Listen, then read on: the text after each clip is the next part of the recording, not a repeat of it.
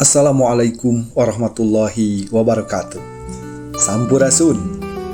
Pukul berapapun Anda menyimak video ini, saya ucapkan semangat pagi.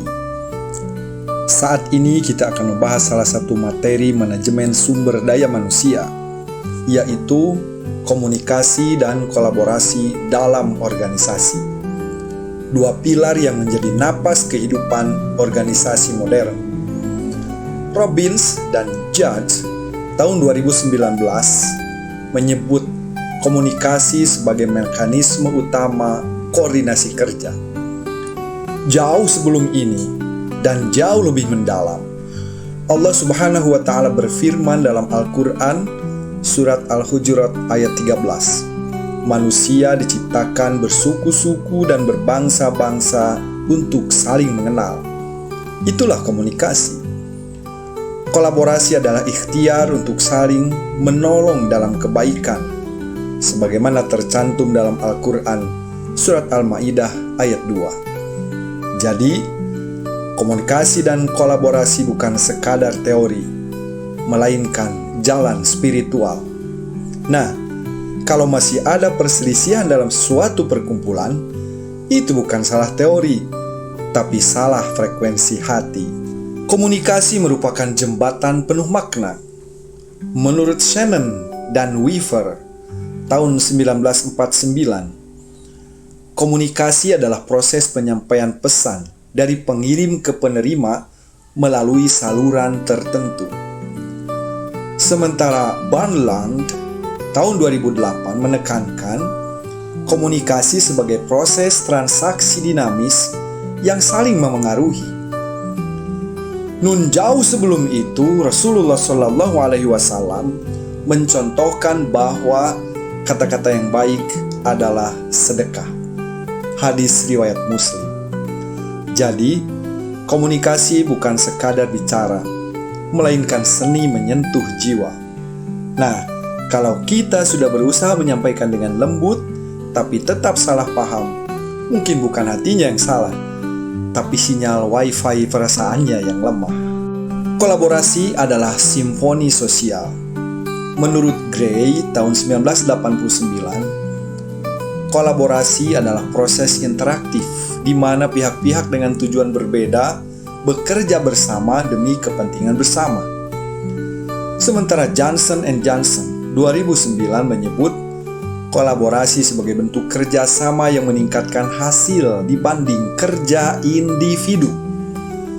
Dalam falsafah Jawa, kita mengenalnya sebagai gotong royong.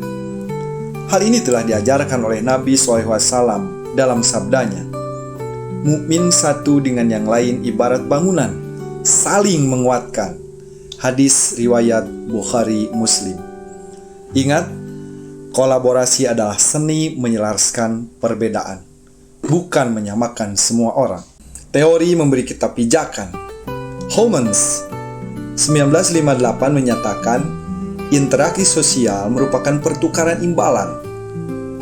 Katz and Kahn 1966 menegaskan organisasi merupakan sistem terbuka yang bergantung pada komunikasi.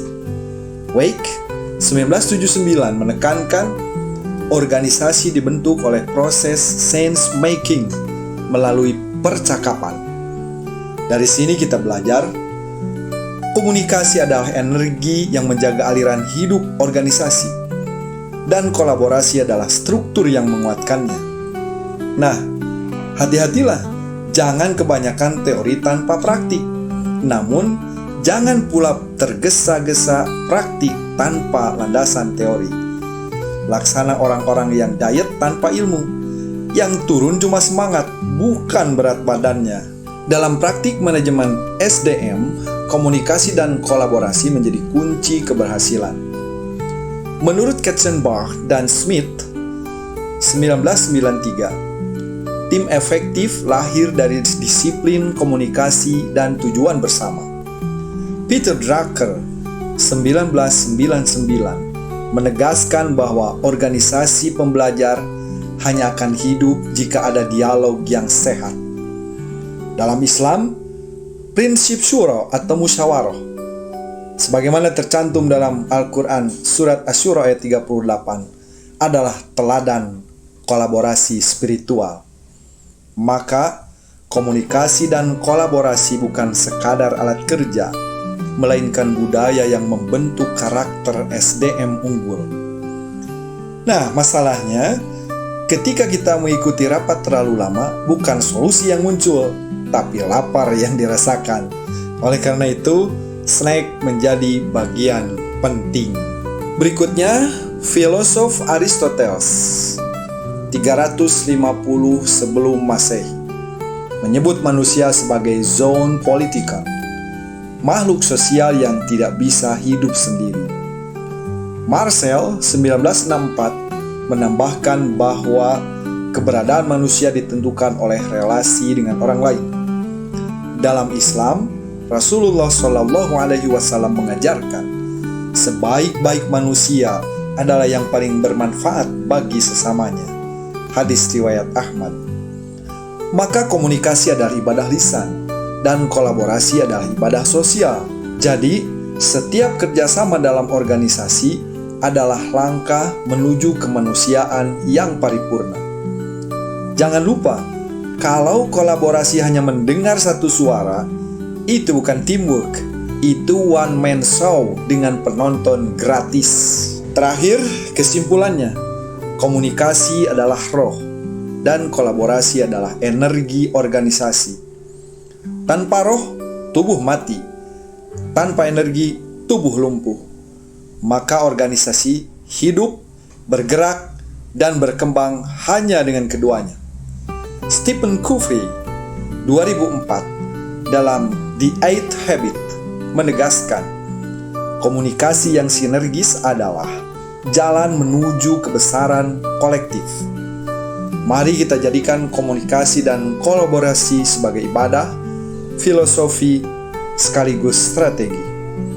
Karena organisasi bukan sekadar struktur, melainkan persaudaraan yang bekerja sama menuju tujuan luhur. Nah, kalau sudah sepakat, ayo kita uji kolaborasi pertama. Klik like, subscribe, nyalakan lonceng, dan berikan komentar. Biar saya yakin kalau kelas daring kita ini asyik. Sampai jumpa. Jangan lupa belajar terus untuk terus belajar.